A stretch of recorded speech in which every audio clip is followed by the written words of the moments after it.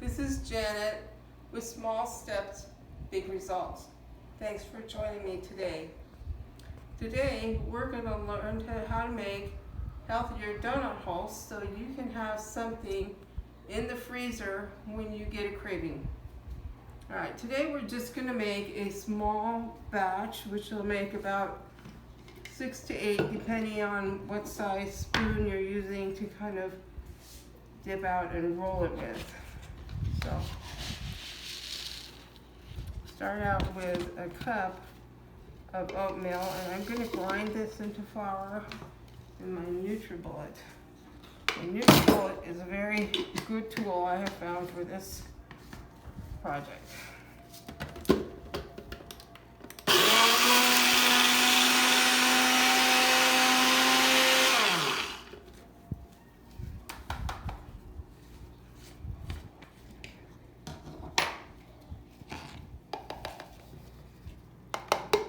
Nice oat flour right there. With more flour, you're going to want to spend a little bit more time grinding it. Alright, we need a 1/4 cup of our coconut sugar. Now, if you want to use cane sugar, if that makes you feel better, then by all means use cane sugar, but do not use the very processed cane sugar. Use the cane sugar that is tan in color.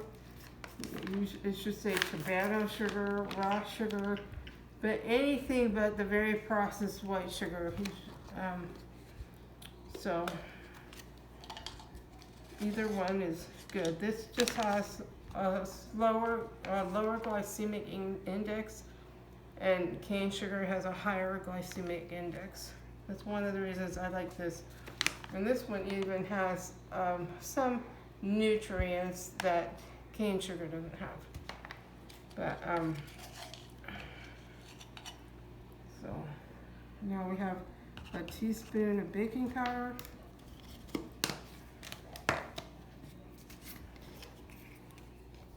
half a teaspoon of cinnamon,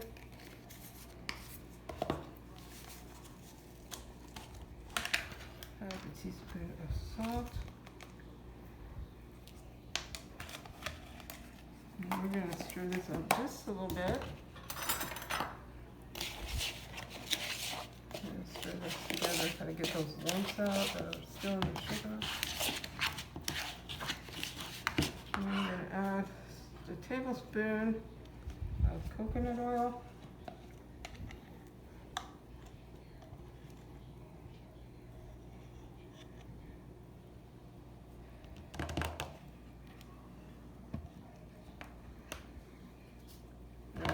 Stir that up a little bit too. Just a bit. And then I'm going to end up putting some of this milk in there. Let me shake it just a bit. 1/4 cup of milk.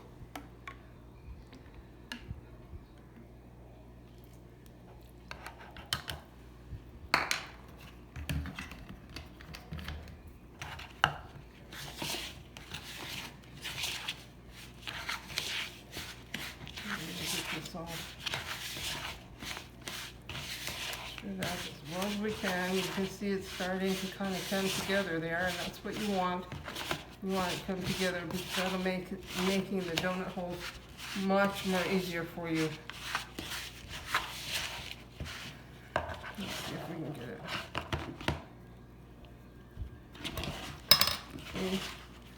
See how it mushes in your hand like that?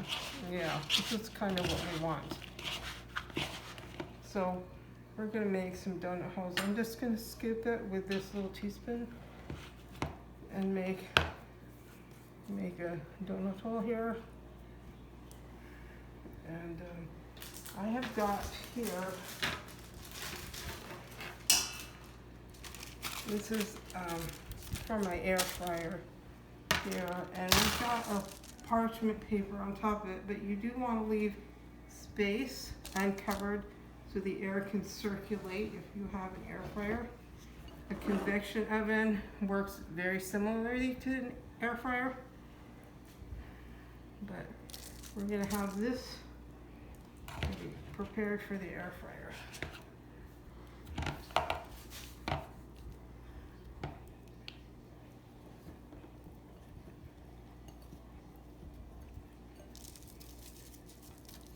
You want to make sure there's enough room that air can move around in between the donut holes as well.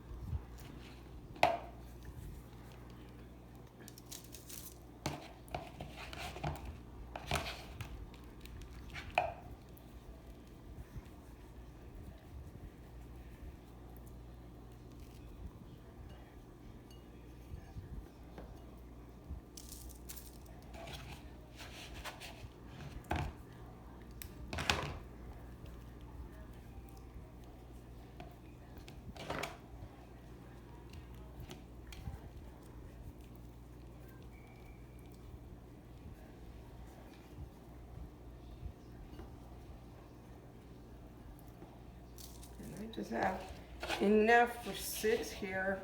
There's probably enough in here for another one donut hole. But I will cook that up a little bit later.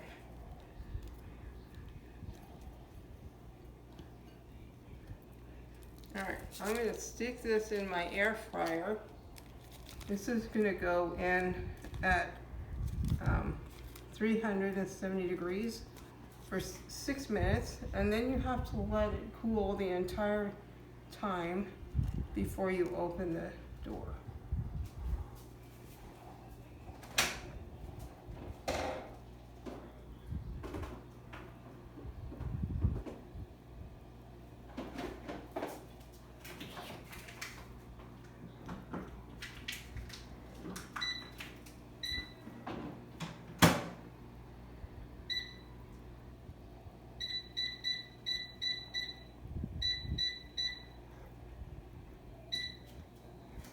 Now that, as that's cooking, I'm going to show you what came out the other day.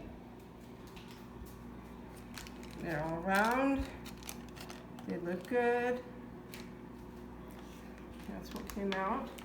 And another way to cook them, if you don't have an air fryer, you can cook them in the oven.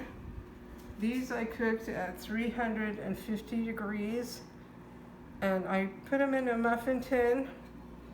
And they're nice and round. These are a little bit bigger than those, but I think I might have used a tablespoon this size to get it out.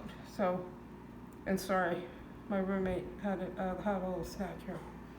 So this was $3.75 for about 10 minutes. I might try it at 8 or 9 first, and then see how it looks to you.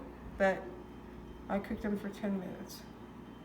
Anyway, I hope you enjoy your donut holes.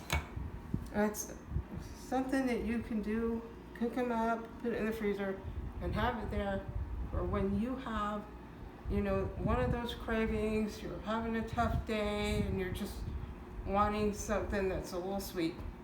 And next time we'll be working on air fryer and oven low-fat chips.